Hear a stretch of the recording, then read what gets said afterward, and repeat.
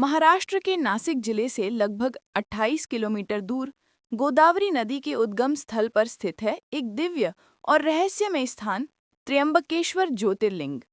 ये वो भूमि है जहाँ प्रकृति और भक्ति दोनों एक साथ झूमते हैं। ऊंचे ऊंचे पहाड़, घने जंगल, मंद मंद बहती पवन और चारों ओर गूंजता हर हर महादेव का नाद, मानो समय यहाँ थम सा गया हो। त्र्यंबक नगर के बीचों बीच बसा ये मंदिर काले पत्थरों से बना हुआ है। इसकी नक्काशीदार दीवारें, विशाल द्वार और गर्भगृह में जल से सराबोर शिवलिंग श्रद्धालुओं को एक अद्भुत शांति प्रदान करते हैं। मंदिर के चारों ओर ब्रह्मगिरी पर्वत की हरियाली है, जहां से गोदावरी नदी की पवित्र धारा निकलती है। सुबह की धुंध में जब सूर्य की किरणें शिवलिंग पर पड़ती हैं, तो ऐसा लगता है जैसे स्वयं भगवान शिव तेज रूप में प्रकट हो रहे हों।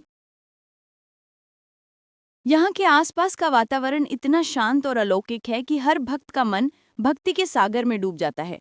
कथाओं के अनुसार प्राचीन काल में ये स्थान ऋषि मुनियों का तपोभूमि था। यहाँ गौतम ऋषि अपनी पत्नी अहिल्या के साथ तपस्या करते थे। उनके आश्रम में कभी अन्न का अभाव नहीं रहता था। एक बार जब यहाँ अकाल पड़ा, तब भी गौतम ऋषि के आश्रम में अन्न और जल की कोई कमी नहीं थी। इससे अन्य ऋषियों के मन में ईर्ष्या उत्पन्न हुई। उन्होंने कपटवश गौतम ऋषि पर गौ हत्या का झूठा आरोप लगा दिया। अपने ऊपर लगे इस कलंक को मिटाने के लिए गौतम ऋषि ने भगवान शिव की घोर तपस्या की। उनकी भक्ति से प्रसन्न होकर भगवान शिव प्रकट हुए और उन्हें वरदान दिया कि वे गंगा को पृथ्वी पर ला सकते हैं। गौतम ऋषि ने गंगा जी से प्रार्थना की और वे गोदावरी नदी के रूप में यहाँ अवतरित हुईं। गंगा के अवतरण के साथ ही भगवान शिव ने भी इस स्थान पर ज्योतिर्लिंग के रूप में विराजमान होकर कहा, ये स्थान अब त्र्यंबकेश्वर के नाम से जाना जाएगा, जहां मैं, ब्रह्मा और विष्णु तीनों एक साथ निवास करेंगे।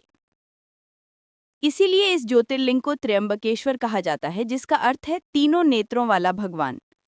त्र्यंबकेश्वर ज्योतिर्लिंग की सबसे विशेष बात यह है कि यहाँ शिवलिंग के अंदर 3 छोटे छोटे लिंगाकार चिन्ह हैं, जो ब्रह्मा, विष्णु और महेश तीनों का प्रतिनिधित्व करते हैं। कहा जाता है कि ये शिवलिंग धीरे धीरे क्षीण होता जा रहा है, जो मानव जीवन की नश्वरता का संकेत है। मंदिर का शिखर ऊंचा और भव्य है, जो प्राचीन वास्तुकला की अद्भुत मिसाल है। इसकी छत पर सुंदर नक्काशी, घंटों की मधुर ध्वनि और दीपों की झिलमिलाहट इसे और दिव्य बना देती है। त्र्यंबकेश्वर केवल एक धार्मिक स्थल नहीं, बल्कि ये वो स्थान है जहां भक्ति, प्रकृति और आध्यात्म एक साथ बहते हैं।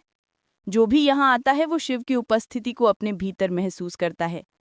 कहा जाता है कि एक बार जिसने यहाँ हर हर महादेव का जयकारा लगाया, उसके जीवन की हर नकारात्मक समाप्त हो जाती है।